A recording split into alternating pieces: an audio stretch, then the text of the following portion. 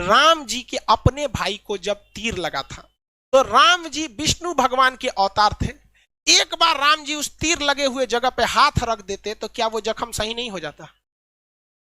हो जाता कि नहीं? लेकिन राम जी तो भैया ठहरे भगवान। उन्हें पता था कि आने वाले कलयुग में बहुत सारे ऐसे तांत्रिक घूमने लगेंगे जो कहेंगे कि मर्यादा पुरुषोत्तम राम ने जो मंत्र पढ़ा था, मैं उसी मंत्र को पढ़ के आपके AK-47 का गोली लगा है साफ कर देंगे, बिच्छी काटा है साफ कर देंगे, सांप काटा है साफ कर देंगे। इसलिए राम जी अपने भाई को तड़पते हुए छोड़े और कहें हनुमान जी को कि जाइए आप हिमालय से संजीवनी बूटी लाइए, जो हनुमान जी को दिखाता है कि यदि समय रहते अगर आप मेडिकल सुविधा ला सकते हैं। आज के समय में अगर आप देखेंगे, मजाक में सेंस में ना लेंगे तो आज के समय में वो एम्बुलेंस को दर्शाता है।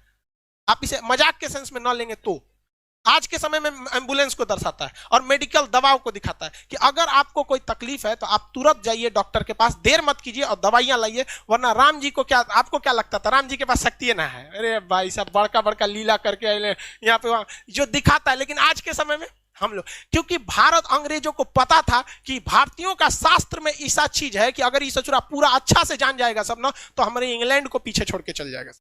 लेकिन उन्होंने इस चीज को दबा दिया, रामायण को केवल किताब रख दिया, ना कि उसे केस स्टडी में बता दिया। जबकि हार्वर्ड, ऑक्सफोर्ड जैसी यूनिवर्सिटी में ये सब चीजों को केस स्टडी पे पढ़ाया जाता है कि देखो राम जी ने क्यों नहीं उस चीज को सही किया, क्योंकि इसका 800 साल 200 साल 1000 साल बाद क्या असर पड़ेगा। उस ससुरे हमरे किताब पढ़ के आगे बढ़ गए सब, हम लोग को थरिया थमा दिया, तू रामायण पे लड़, तुम महाभारत पे लड़, हम हिंदू तुम मुसलमान, तुम सिख तुम ईसाई।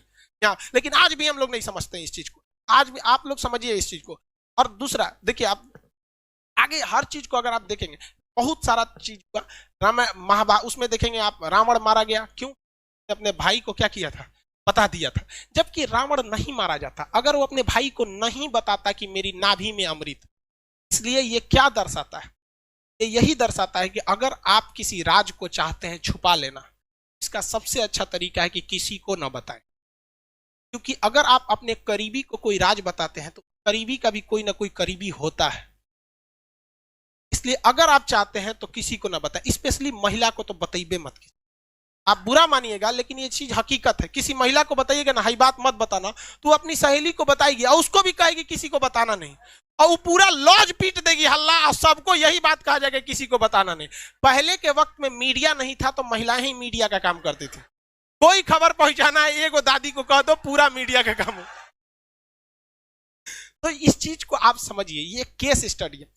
राम जी बड़ा बड़ा लंका जलाया गया, ये हुआ, ये सारा चीज। लेकिन जब वनवास काट के जब वो घर आए, तो घर पे आए तो सबको पता है कि सीता जी 83 दिन तक लंका में थी। लेकिन रावण को श्राप भी तो था कि अगर वो सीता जी को गलत नियति से टच भी करता है तो भस्म हो जाएगा। था कि नहीं था? पूरी दुनिया जानती थी कि सीता जी एकदम पवित्र है। लेकिन जब वो अयोध्या पहुंची तो राम जी लोगों ने सवाल उठा दिया कि सीता जी को अग्नि परीक्षा देनी पड़ी। सवाल उठाया गया था कि नहीं उठाया? तो राम जी कभी नहीं चाहते थे कि वो अपनी पत्नी को, जगत जननी मां सीता को, वो अग्नि परीक्षा में बैठाएं। लेकिन समाज में आकर उन्होंने कहा कि 90% लोग को विश्वास है कि सीता जी क्या है, एकदम पवित्र है। इवन कि अशोक वाटिका में रावण रखा था तो उसके अंदर भी बहुत ज्यादा इंसानियत थी। और कहा भी, मतलब एक रावण के, बहुत से लोग रावण की इंसानियत को भी कहते हैं और कहते भी हैं कि सीता जी को पवित्र लौटाया गया था। तो ये राम जी की मर्यादा, राम जी की बहादुरी तो थी ही, लेकिन इससे कहीं ज्यादा रावण की इंसानियत भी थी। और जो दशहरा के दिन रावण को जलाते हैं तो एक कोटेशन आता है, ये रावण भी बोलता है, मुझे आग लगाने वालों जरा ये बताओ इस भीड़ में राम कौन है। लेकिन हम लोग दशहरे में उस रावण को जलाते हैं। हकीकत देखिएगा तो उससे नीच और आदमी आज हम लोग बन के बैठे। हम लोग से कहीं ज्यादा इंसानियत उस रावण में था उस वक्त। लेकिन राम जी अयोध्या आए ना तो 90% लोगों को पता था, 90% लोग खुश थे कि आज हमारे मर्यादा पुरुषोत्तम राम आ गए। लेकिन उस समय भी लोगों की कमी नहीं थी, लोग की कमी उंगली उठाने की नहीं थी। लोगों ने भगवान पर उंगली उठा दिया और भगवान ने सोचा कि चलो ना हम अग्नि परीक्षा दे देंगे। जगत जननी माँ सीता तो पवित्र ही है, अग्नि परीक्षा में क्या हो जाएगा, सफल तो हो ही जाएंगे। हुआ भी वही, माँ सीता अग्नि परीक्षा में बैठी और कहा गया भैया अगर पवित्र रहेंगी तो आग नहीं जला पाएंगी, और अब अपवित्र है तो आग जला देगी। क्या सीता जी को आग जला पाई थी? नहीं।